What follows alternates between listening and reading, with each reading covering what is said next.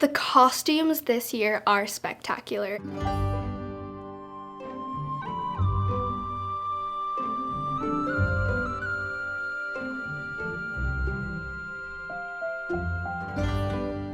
Once the scripts come out, I go through the script, do a breakdown of all the cast that's going to be required and the locations that we're shooting at and so on. I actually come up with sort of actual general concepts for each of the characters then and all the scenes that are to take place. Excuse me. Could you help an old blossom out and get me a drink? I seem to be stuck down here. Why, certainly. I have a meeting with the producers and the director and the writers in terms of what their vision is, and actually come back and I figure out what we can access through rental of costumes versus what I need to build for each of the characters that's in that particular script. If we're going to build the costumes, and I actually do drawings for them, source the fabrics, and then from that point it actually goes to our cutter and she makes the patterns based on the drawings that I give her.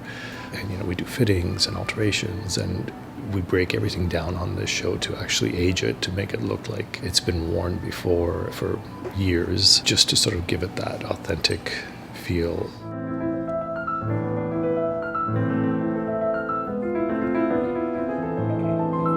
Our bigger days are usually around 100 plus. It's knowing what they want. Like, they break it down. Like, they say we have 100 background this day, but they're not just 100 background. You might have passerbys, you might have street keepers or vendors, children, people driving horse buggies or carts. Isn't this just the most remarkable of evenings? With that party, it was such a great sort of departure from what we normally see on the show, because we were able to take sort of a slice of society and do whatever it was that they wanted to do in the safe space of Aunt Josephine's house. And so I was able to create pretty outlandish costumes that we would never see in a farming environment.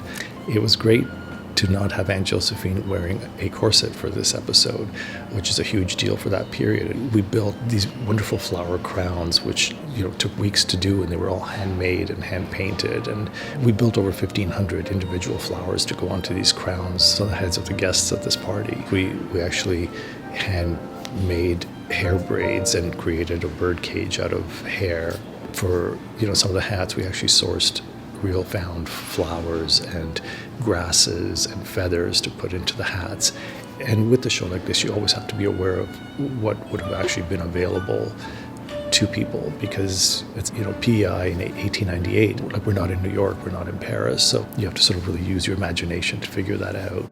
Now I remember that the real world was wide, and that a varied field of hopes and fears, of sensations and excitements, awaited those who had the courage to go forth. Aunt Josephine's party, definitely my favorite, just because it was just reading the script, you're just like, this is going to be something, and then seeing it on the day after doing about a week worth of fittings and putting looks together and just finessing every little thing. And then when you put them all together, it was just a beautiful thing to look at. I have to say, the background performers that we get on the show are really amazing. They look great for the period, and they're very into what they're doing, and it shows. It works really beautifully.